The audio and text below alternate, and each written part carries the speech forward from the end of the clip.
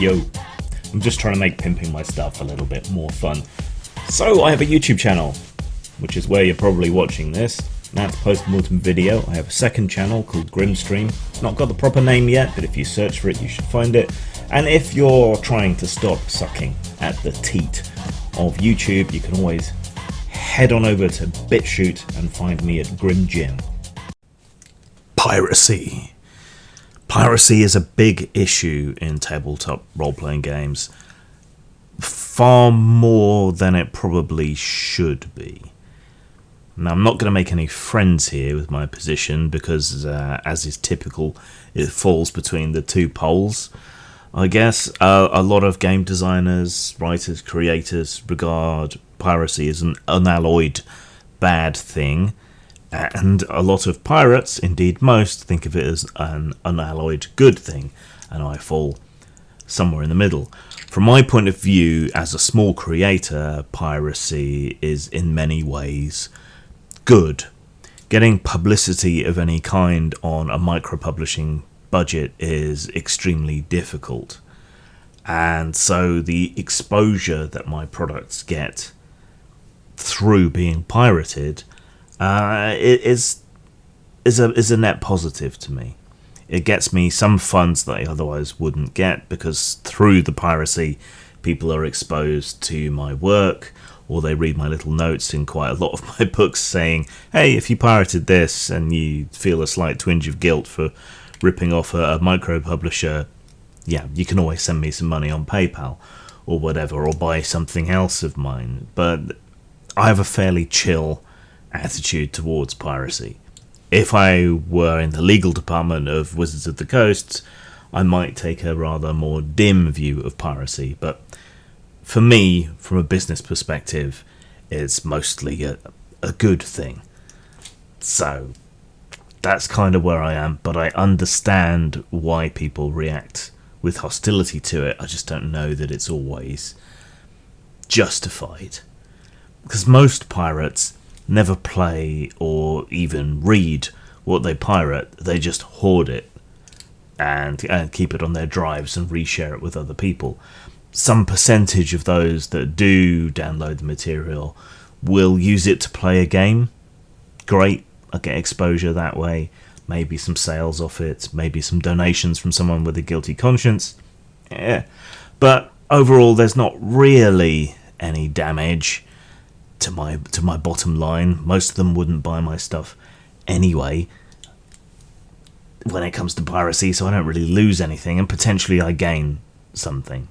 And I have empirical experience of this, where people have pirated my material, then said, oh, this was really good, so I sent you some money through PayPal, or I thought this was really good, so I bought some other products of yours. So I've had feedback that proves what I'm saying, at least for me. So for small publishers, micro publishers, hobby publishers, people who aren't doing it for a living, I would say it's a net positive, because it gets more people to see your material, to play your game. And for small publishers, micro publishers, it probably leads to more sales, more funds in the long run.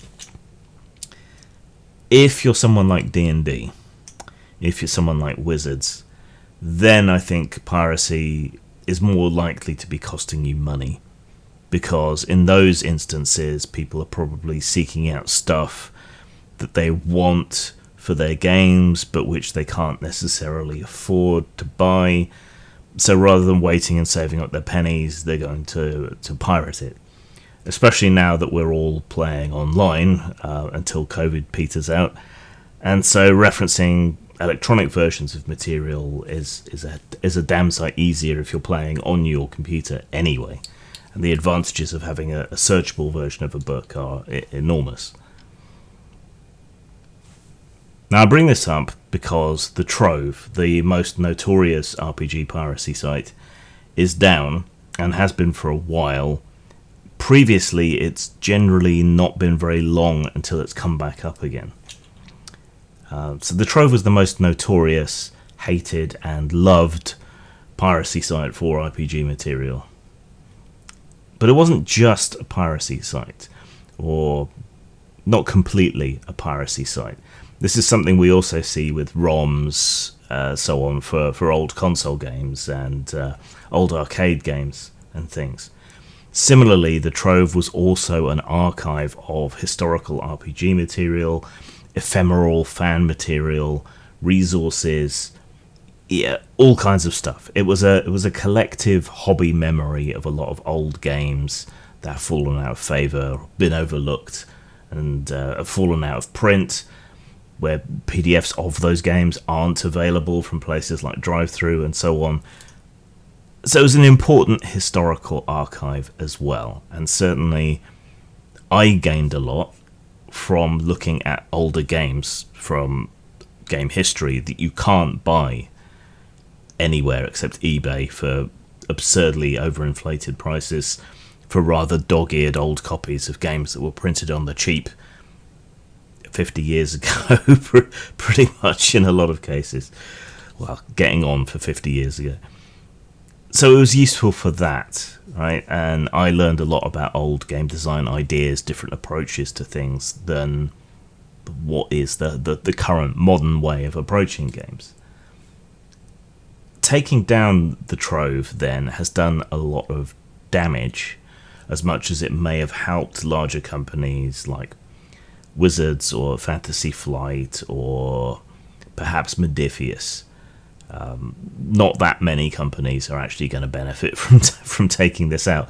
And as designers and gamers as a whole, we've lost a lot in losing that archive of our history. And that's a huge shame.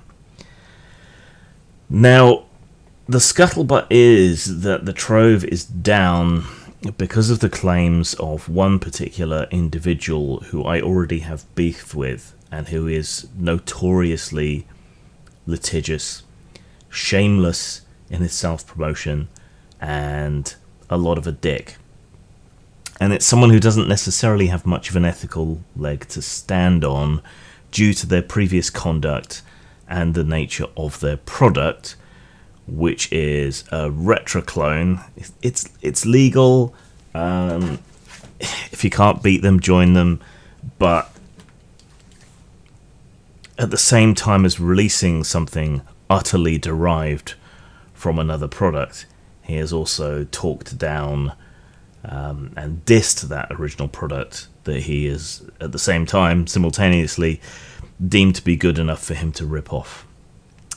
I'm studiously avoiding his name because he's notoriously litigious and makes spurious claims on YouTube videos and so on. But apparently this individual, who I would like to punch with both hands, wink wink, it's their fault. Now, what should happen in instances like this is that a claim should be made against the site. I own the copyright to this material, I want you to take it down. That material gets taken down, much like it does on YouTube. And that should be an end to it. And anything that anybody doesn't object to being up, or that isn't available somewhere else, should be left alone. Orphaned works, I think they call them in computer game terms. That's the way it should be, but apparently this person, who seems to be the main person to blame for all this, decided that the whole site should be taken down. But there's got to be a useful middle ground here where we can archive orphaned works and the history of role-playing and a lot of the fun amateur stuff that a lot of people have put up, while dealing with the piracy issue for those who own the copyrights and who believe the piracy is a problem, without knocking down the whole site and the whole archive. But it seems not. Now, I've got lots of products up on piracy sites. They seem to be relatively popular. I've never claimed against a single one, and I probably never will, because I value the exposure and the publicity, and because I don't think it does me any harm. I don't think it does most small publishers any harm to have our material up on these sites. And again, you lose so much from losing the history that is recorded on these sites for the same reasons that you do for the ROM sites. So it's a shame that the Trove is down, and despite being a publisher and despite being heavily pirated, I hope it comes back up and they come up with a better remedy for the kind of aggressive, vindictive claims that that certain individual has made against them. Zang. Pulp Nova is a collection of short stories in the old pulp style but with a modern twist. You should find something here you like, from western to mythos horror to science fiction. You can get Pulp Nova at Drive-Thru Fiction, on Amazon, or in hard copy from lulu.com. Une manie de vieux garçon, moi j'ai pris l'habitude d'agrémenter ma solitude aux accents de cette chanson. Quand je pense à Fernande, je bande, je bande. Quand je pense à Félicie, je bande aussi. Quand je pense à Léonore, mon Dieu, je bande encore. Et quand je pense à Lulu, là je ne bande plus. La bandaison, papa, ça ne se commande pas.